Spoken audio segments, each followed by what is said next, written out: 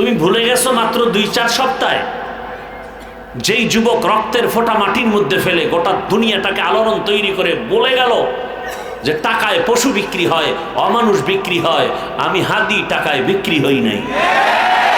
তুমি ভুলে গেছো যেই ছেলেটা রাস্তায় হাঁটে মানুষ এসে টাকা দেয়।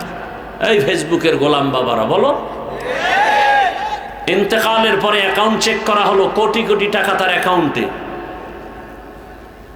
রাম বাম সব পাগল হয়ে গেল, এই ছেলে এমন। একদিনের ফজরের নামাজ সে জামাত ছাড়া পড়েনি। তোমার লাইনের যুবক, আমার কি, আমি জীবনে তাকে দেখি নাই, তার সাথে কোনোদিন স্বপ্নেও সাক্ষাৎ হয়নি। আচ্ছা বলো তো বাবা, একজন ব্যক্তি ডাক্তার জাকির নায়েক, নাম শুনছো? কে চিনে নাই জাকির নায়েককে? টাকার গরম, ক্ষমতার পাওয়ার।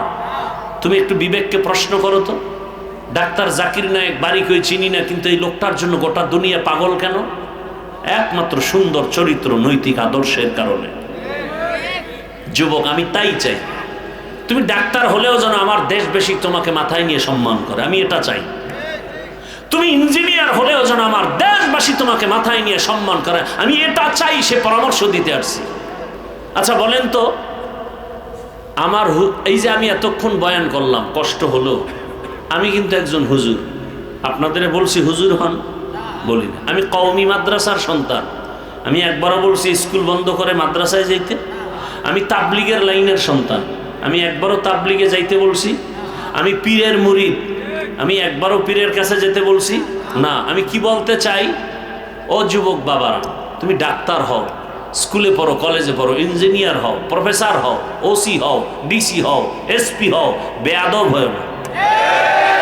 আমি তোমাকে তোমার লাইনে রেখে পরামর্শ দিতে আসছি যে ওখানে থেকেই তুমি জান্নাতের পথে আগায় যাও। যুবক বাবারা বলো তো, তোমার লাইনের কোন যুবক কি নামাজি নাই? বাস, ওয়াজ শেষ, এটাই আসল ওয়াজ। তোমার মতো যুবক যদি ব্যবসা করে, চাকরি করে, র্যাব, আর্মি, পুলিশ, বিডিআরের, দাড়িওয়ালা নামাজি নাই? তুমি পারো না কেন? এখানে আমার ওয়াজ, এটাই আসল ওয়াজ। তুমি তোমার বিবেককে প্রশ্ন করো যে আমার লাইনের যুবক যদি স্কুল কলেজে পড়ে, নামাজ পড়ে, আমার কপাল কেন খারাপ? সহজ বয়ান, কোনো প্যাচ নাই। তোমার চরিত্র এত নষ্ট কেন? 40 বছর পর্যন্ত যুবকের চেহারা উজ্জ্বল থাকবে, নূরে চমকাবে। 25 বছরে তোমার চেহারা নষ্ট কেন? তোমার চেহারায় নূর নাই কেন? তাকাইলে আকর্ষণ লাগে না কেন? মায়া লাগে না কেন? তোমার চেহারার দিকে তাকাইলে চোখ ফিরে যায় কেন? সারা রাত গুনাহ করেছো মোবাইলের দ্বারা। 1500 বছর আগে রঈসুল মুফাসসিরিন আব্দুল্লাহ ইবনে আব্বাস রাদিয়াল্লাহু তাআলা আনহু লিখেছেন, মানুষ যদি গুনাহ করতে গিয়ে সীমা লঙ্ঘন করে, নগদ শাস্তি 5টা। 1 নম্বরে চেহারার নূর চলে যাবে, 2 খানার বরকত চলে যাবে। খাবে ঠিক, কিন্তু দিন দিন অসুস্থ হবে। খাবে ঠিক, বরকত হবে না, শক্তি হবে না।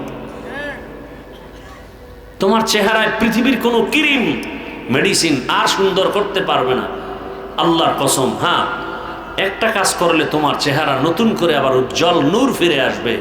5 বেলা রুজু বানায় 5 ওয়াক্ত নামাজ পড়ো, তোমার চেহারা আগের জায়গায় চলে আসবে। কিচ্ছু দেওয়া লাগবে না। কালো হলেও চেহারার মধ্যে নূর চমকাবে, আকর্ষণ বাড়বে।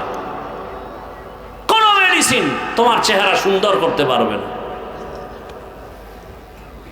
তোমার 25 বছর 27 বছরে চেহারা নষ্ট করে ফেলেছো। তুমি আয়নায় তাকাও নাই, এখন আয়না বানাইছো মোবাইলের ভিতরে ক্যামেরা, ওখানে তাকাইলেই দেখে লেডিস।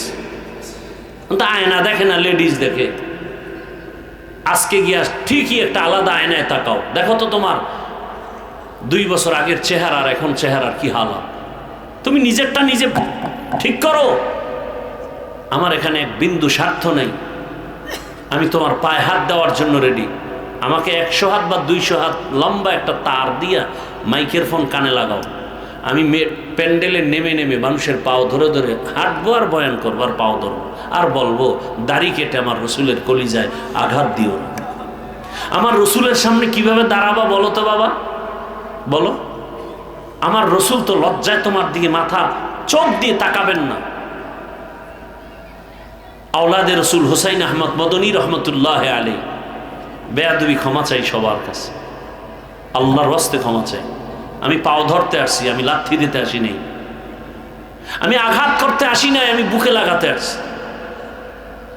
আওলাদ রসুল হুসাইন আহমদ মদনী রহমতুল্লাহ আলাই, রসুলের ডাইরেক্ট আওলাদ, মদিনাতুল মুনাওয়ারার পাশে এখনো তাদের বিশাল বাড়ি জমিন। রসুলের ঔরজাত সূত্রে বাংলাদেশে বেশিরভাগ সিলেট চট্টগ্রামে তারা সময় দিতেন। তো মানুষ দেখা করতে যাইতো, দুই শ্রেণীর মানুষের কাছে হাত মিলাইলে হাত মিলাইতেন না, হাত দিলেন। কয় শ্রেণী ভাই?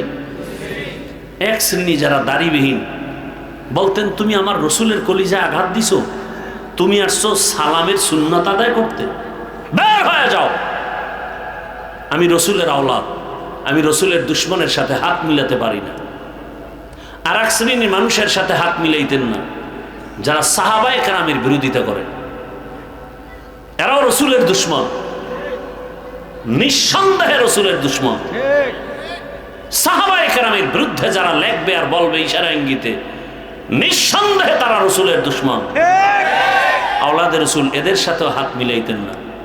ও যুবক, আমি যতটা কথা বলতেছি, একটা কথাও আমি আমার কল্যাণে বলিনি।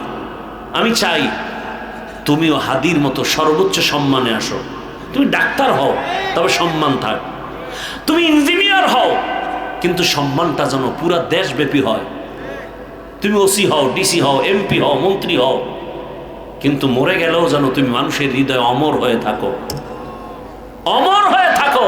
আর সেজন্য তোমার অমূল্য সম্পদ চরিত্র ঠিক লাগবে। নাম্বার 2, 3 জায়গার দোয়া লাগবে, লিখে রাখো কথাগুলো। চরিত্র ঠিক, 3 জায়গার দোয়া যদি নিতে পারো, আল্লাহর কসম তুমি ডাক্তার হলো চূড়ান্ত সম্মান। ডাক্তার জাকির নায়েকও ডাক্তার, আমার দেশের স্বনামধন্য সমালোচিত তাসলিমা নাসরিনও MBBS ডাক্তার। শুধু ডাক্তার না, একজন গবেষক, কোরআনের আয়াত পড়ে পড়ে তাফসীর করে আর আল্লাহর ভুল ধরে। ডাক্তার জাকির নায়েকের জন্য গোটা দুনিয়া পাগল। তাসলিমা নাসরিন জুতা পেটা খেয়ে ভাগলো, লাশটাও জমিনে জন্মভূমিতে আসবে কিনা সন্দেহ। কারণ কি? কারণ কি? জাকির নায়েকের জন্য গোটা দুনিয়া পাগল, তাসলিমার জন্য মানুষ সিসি করে কেন? তাসলিমা ভালো ডাক্তার, ভালো গবেষক, কিন্তু চরিত্র খারাপ। মানুষের জীবনের অমূল্য সম্পদ চরিত্র। যুবক, অনুরোধ, 5 থেকে 7টা বছরের জন্য মোবাইলটা পানিতে ফেলে দাও, নতুন করে ঘুরে দাঁড়াও, কষ্ট করে লেখাপড়া করো। আজকে তুমি 500 টাকার জন্য পাগল হয়ে গেছো, সারা রাত আকাম করবা, মোবাইলে MB নেই। কই পাই টাকা? আব্বু আম্মুর মানি ব্যাগ ধরতে হবে। ঠিকই তুমি চুরি করে মা বাবার টাকা নিয়ে গেছো, মা বাবার ঘরের তুমি চোর। এই 500 টাকার জন্য 5 থেকে 7টা বছর কষ্ট করে লেখাপড়া করে একটা স্থানে আসো। এই পরিমাণ হালাল টাকা তোমার দিকে আসবে, 2 হাত দিয়েও টাকা নিয়ে শেষ করতে পারবা না। আমি চ্যালেঞ্জ দিচ্ছি। তবে 2টা জিনিস লাগবে, চরিত্র সুন্দর, 3 জায়গার দোয়া। 1 নম্বরে মা বাবার দোয়া, 2 শিক্ষকের দোয়া, 3 উলামায়ে কেরামের দোয়া।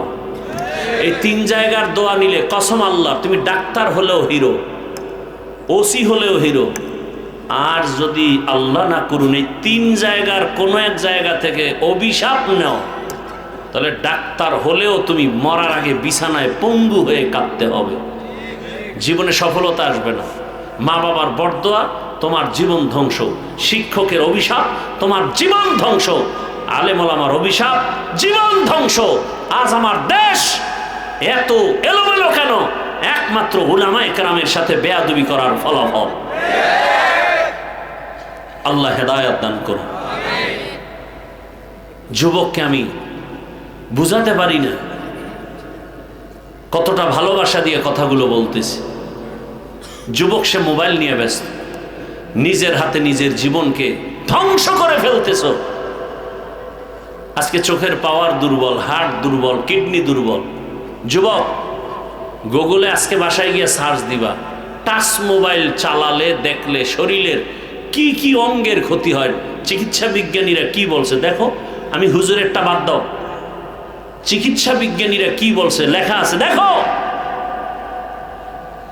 তোমার মতো যুবক গোটা দেশবাসী তাকায় আছে, তোমার থেকে কিছু চায়, সুন্দর আদর্শ।